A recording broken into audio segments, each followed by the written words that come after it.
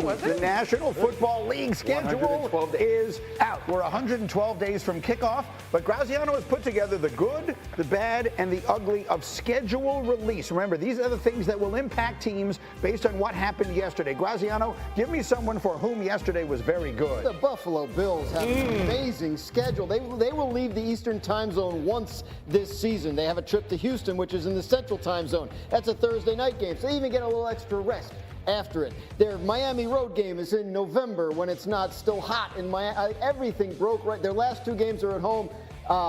Everything broke right for the Buffalo Bills on this schedule release. The Bills feel to me going into it like they are the team to beat in the AFC. I feel like we've been saying that the last 2 or 3 years. I mean, last year going into the season without Stephon Diggs, we were wondering what this offense would be. Josh Allen took a step forward in winning the MVP. Josh Allen was 1 yard away or a catch from a tight end away from taking this team to the next step. And so the Bills, to me, are going to be the team to beat along with the Baltimore Ravens. But you have to execute it with a schedule like this. You could host games throughout the playoffs. Well, we're going to get to the Ravens because they had the opposite day. But let's first do the bad. That was the good. Who got it bad yesterday? The Bengals, tough break for them. We know in the Joe Burrow era, they are slow starters. He's 7-10-1 in the month of September. They have 3 road games in September, so that's really nice for the Bengals. You're trying to get off to a fast start at Cleveland, where you always struggle, then home to the Jaguars, then at Minnesota, at Denver, 2 playoff teams from last year. If the Bengals want to get off to a fast start for a change, it's not going to be easy.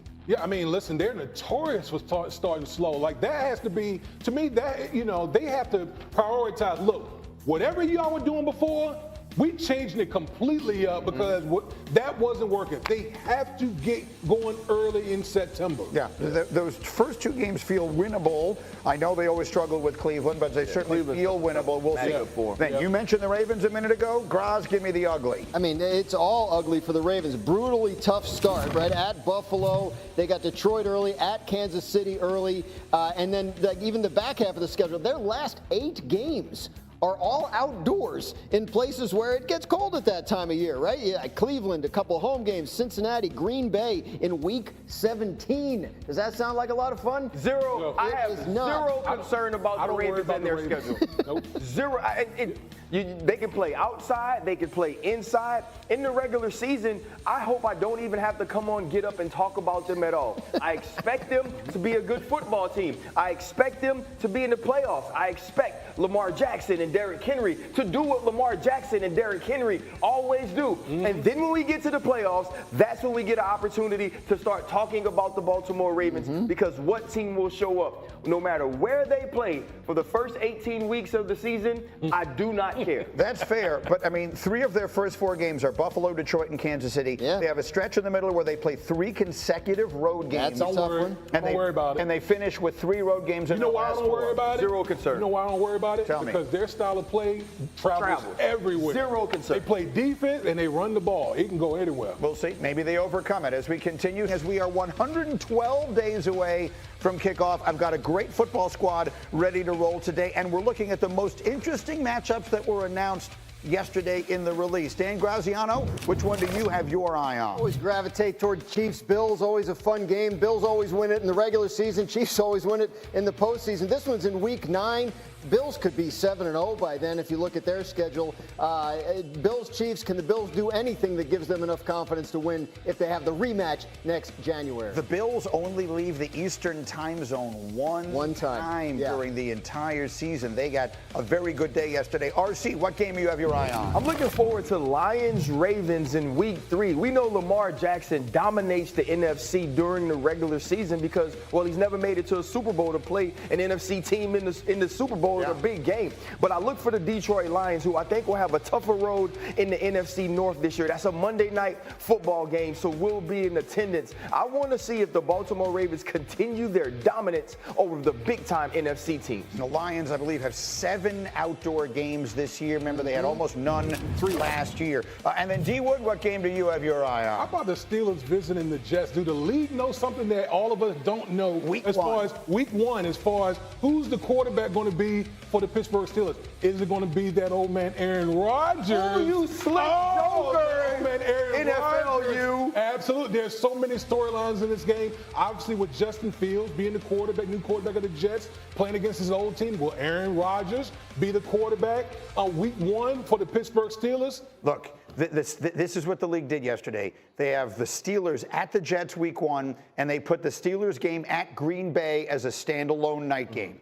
They're acting like they believe Aaron Rodgers is going to be the quarterback. The NBA has the draft lottery. Right. We have the schedule release. Right. Like that's the way. That's the way we both build excitement. That's right.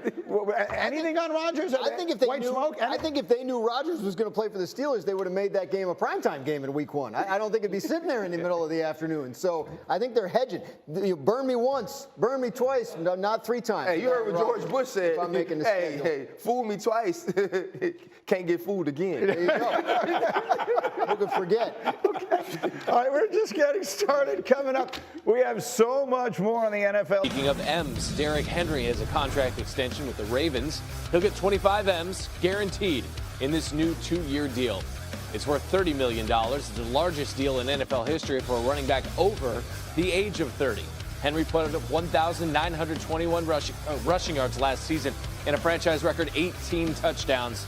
He is now the 4th highest paid running back in all of football. Even at 31 years old, Derrick Henry still has plenty left in the tank, at least if last season's any indicator. 2024, he was 2nd in the league in rushing to only Saquon Barkley.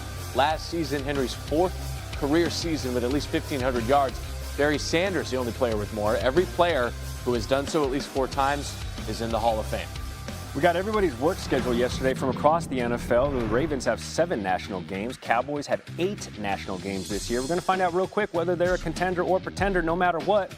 We're going to talk about them like they're the former. Dakota Prescott speaking yesterday on what former Steeler, now current wide receiver 2, George Pickens, brings to this offense. I'm excited. I mean, you turn on the tape and you see a guy that can catch the football. You put the football anywhere in his vicinity, very strong hands, more than a 50-50 catcher. He thinks it's his ball when it's in the air, and I'm excited for him. I know that we need some help in that position. I know CD needs some help, and I think when you have a guy like that, and I heard George said, it's hard to double team 2 guys, and then when you've got other guys, whether it be Ferg, Jalen Tolbert, Mingo, guys who have had reps and know how to get open in the league, I think we're putting together a nice group of weapons. Yeah, let's take a look. Here's what the Cowboys have at wideout. CeeDee Lamb returns as the top target after posting his 4th straight 1,000-yard campaign this past season. But over the last 2 years, he had nearly 1,700 yards more than the next closest Dallas receiver. That is a big reason Dallas traded for George Pickens, who was 8th in the NFL in yards per catch last year. Every time he caught it, it was first down. All right, Gary mentioned it. NFL schedules have been released. When we come back, we're going to tell you why you can see. Hôm nay mình sẽ hướng dẫn các bạn cách làm một chiếc túi xách mini cho búp bê từ len nha.